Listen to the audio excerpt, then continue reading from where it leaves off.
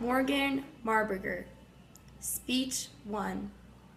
5 audience members. Elizabeth Cady Stanton was an author, a lecturer, and the chief philosopher of the women's rights and suffrage movement. Her certain speech, Solitude of Self, impacted her surrounding community and helped her guide this movement well into the 20th century. But before we go listing all of her accomplishments, let's go back and see where she started becoming interested in her career. Elizabeth Cady Stanton was born to a lawyer and grew up talking about legal issues with her father and his colleagues. As said in a document published in 2017 by the Women's History website, Stanton's parents were some of the most prominent citizens, meaning that their family was well respected within their hometown. Elizabeth received her formal education from Johnston Academy and at Emma Willard's Troy Female Seminary in New York. As she went into adulthood, she was a very educated woman and was looking for her proper suitor.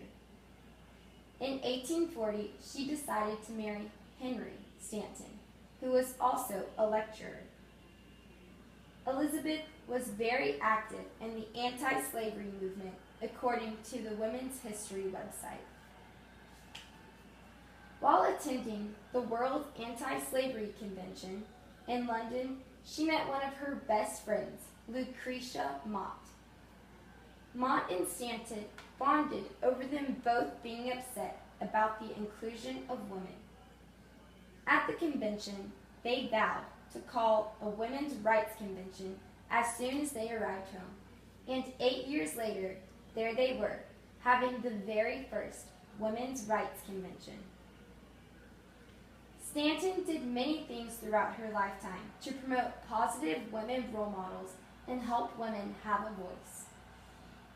In her speech, Solitude of Self, Stanton speaks on how individuals have rights, and as we, women, we are citizens and we deserve to have the same rights as any other person. As an article from History Matters states, Stanton performed Solitude of Self in front of the House Judiciary Committee when she was 77 years old. But age had no effect on Stanton, as she spoke about these topics when she was a very young girl to an elderly woman.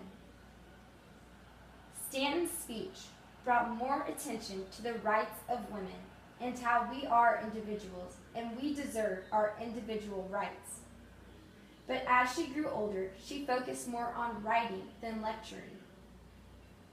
She wrote 3 volumes of the history of women's suffrage. She also wrote the Women's Bible, a book in which she voiced her opinions about religious orthodoxy. Elizabeth ultimately helped found the 19th Amendment, which gave women the right to vote. Elizabeth is like a book. All she does is give knowledge, and help people understand what exactly her and the rest of the women's rights movement was fighting for. Stanton sadly passed away at the age of 86. But she has brought awareness to many different subjects and has written many different books to help and inform us on the topics that she was speaking on. Stanton did a wonderful job speaking to the Judiciary Committee, seeing that we as women now have the right to vote. She is a prime example of a leader and has so much passion about the topic she was speaking on that you couldn't help but catch some of her enthusiasm and get pumped up to give women their rights. So the next time that you see a woman at the voting booth, just know that she would not be there without the 19th Amendment, that she wouldn't be there without the women's rights organization, and that she would not be there without Elizabeth Cady Stanton, who fought for women, who gave them a voice, and who gave them back their rights. Thank you.